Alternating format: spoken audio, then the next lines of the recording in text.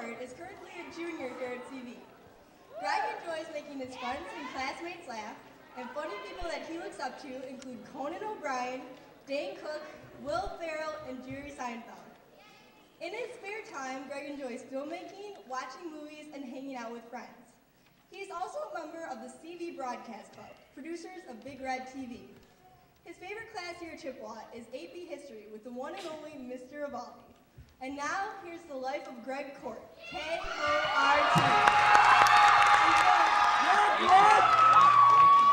You're too kind. Greg, you're my boy.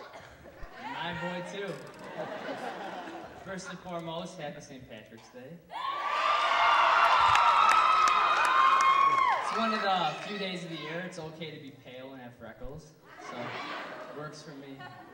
My name's Greg Kort, K-O-R-T, and I'm a twin. I have a twin sister. She's out here tonight. Hey, sis. No, but being a twin, I get a lot of stupid questions. But the people aren't stupid, they just don't think before they ask them. The one I always get is, are you and your sister identical? No, we're not identical. Those of you who aren't laughing, I'll give you a biology lesson after the show, but me and my sister are not identical. Another question I always get is, hey Greg, when's your birthday? And I'm like, oh, it's October 25th. And they're like, is that the same day as your sister's? I'm like, yeah, it comes along with being a twin. They're like, well, I wasn't sure. Maybe you were born at like 11:59, she was born at like 12 o'clock. 2 different days. No, it's not the case. It's kind of rare. But, another thing that I'm always asked, I'm sure other twins are asked this too, is, can you understand what your sister's thinking? Like, can you read her mind? Not that I know of. I mean, can you read your sibling's mind?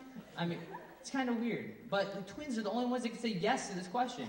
Hey, Greg, do you know what your sister's thinking? Of course. I know what she's thinking right now. She's thinking, hey, you're not funny. Shut up.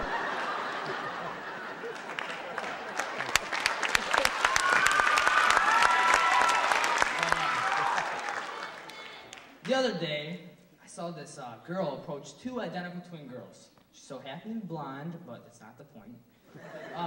She came up to them and she goes, wow, you 2 look exactly alike. Can you guys even tell each other apart? I was thinking, how inconvenient would this be if you could not tell yourself apart from your sibling? Wake up one morning, oh, this is my twin brother, Greg. I'm sorry, I'm Greg. We look so much alike. Sometimes I think I'm him. Quiet. You're embarrassing my parents. No. But I know what you're all thinking, and it's not just because I'm a twin. I know what you're thinking. Some of you thinking this kid's cute, but the rest of you are thinking, I want to go home and check my MySpace. That's what you're all thinking. You're thinking, I wonder if I got any comments, any friend requests. For those of you who don't know what MySpace is, it's like an online profile that just like describes yourself. Over 55 million people have MySpaces these days. But you would think after 55 million pages you would get some sort of variety, but you don't. They're all the same. First, on every page you have the picture. That's what catches your eye first. The picture consists of one of 2 things. Either the headshot, which consists of your hand out of the picture because it's holding the camera. Now, it's always in like a darker room, you know, hair over your face usually or something. Your head is tilted to the side. But no one smiles anymore. It's the kiss face.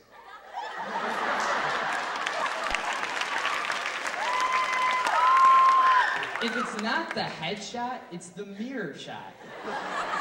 Now, the mirror shot is this like artistic form of taking pictures for people who don't know how to use the timer on their camera. Now, so the camera right here, they got the big flash, and they're like, or they're trying to like hide the camera, like they did take it with the timer, and they're like hiding it over here. You still can see the flash, it looks all corny. Then you have the survey. The survey on the page is the worst, and the girls are really bad for the survey because they're all the same. It goes a little like this. I love thunderstorms, guys with blue eyes.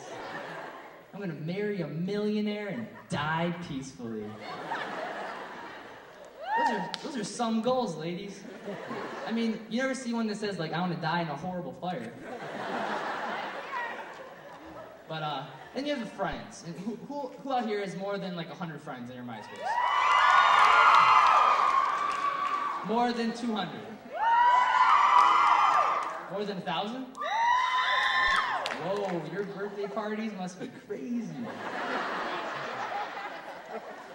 No, but like some of the friends so happen to be celebrities. Folks, they're not celebrities. I saw a girl the other day, she's like, yeah, I was talking to Britney Spears on MySpace. We're best friends now, we're gonna go chat it up. That's not Britney Spears, that's a 45-year-old man, folks. It's not Britney Spears. That's not Ashton Kutcher, that's your 14-year-old brother, okay? MySpace is so huge that in the future, you will look at a book of inventors, and Tom, the inventor of MySpace, he'll be in there, right next to Thomas Edison. In the future, when you are pulled over for speeding or making a left out of the West lot, the police officer asks you for 3 things: license, registration, and MySpace, okay? MySpace is huge. So, did you guys all enjoy school today? Yeah, maybe so. Okay. Some classes, blow-up classes, sleeping. No, but anyone taking tests today with a Scantron? What do they always ask you when you take a Scantron test? Number 2 pencil. There you go, folks. On the ball. That's what I like to see. Number 2 pencil. Has anyone ever seen a different number besides number 2? Honestly, I would just like to find a number 1 pencil so I can say, this is my number 1 pencil. Like when I was younger and the teacher would be like, make sure you have a number 2 pencil, I'd be like, what, does someone have a crayon or something? Is there a different number? No, the number 2 pencil is it's a monopoly, folks, on the pencil industry. If you have investments in different numbers, get out. They must be doing bad. Honestly, number 2 is everywhere. One day I'm just gonna like come into class the day of a test and like pass out number 7 pencils. Like, wait, who needs a pencil? I went, number 2, don't worry about it, don't even bother checking. Everyone fail, I'll set the curve. No, in class, you know what really bugs me is that person's always like, can I borrow a piece of paper? Can I borrow a piece of paper? You know what, go ahead and keep it. It's a piece of loose leaf, folks, honestly. I mean, do you ever see anyone take a bunch of notes down and then erase it and like, here's your piece of paper back? I'm done with it.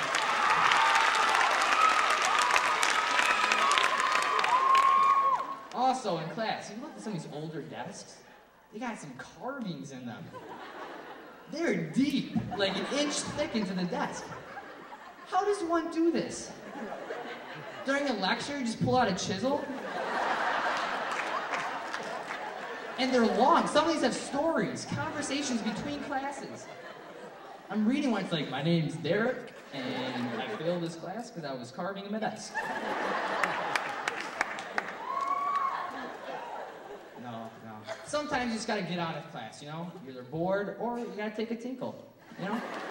So you ask your teacher, hey, can I go to the bathroom? And they're like, I don't know, can you? And you're like, I don't know, can I? I don't know, can you? I don't know, can I? I don't know, can you? It goes on and on and on. And finally you say, may I go to the bathroom? It's may, folks.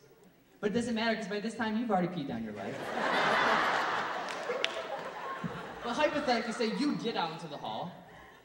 Be careful, because the hall is a very dangerous place. A lot of embarrassing and awkward things can happen in the hallway. Like this, I'm sure you've all been through this. You're walking down the hall by yourself, all comfortable, then boom! Someone turns the corner. You may know this person, and you wave, and then it's just pure awkward as you walk past them. Or, you don't know this person, and then it's bad, and it's really bad. Because you don't know where to look. You don't know where to look at them or where not to look. Looking at them, say hi. Just walking. Oh, there's my shoes. Oh, school store's got some new stuff. Gotta check that out. And then you're both trying to avoid each other. Both hugging the wall on each side of the hall.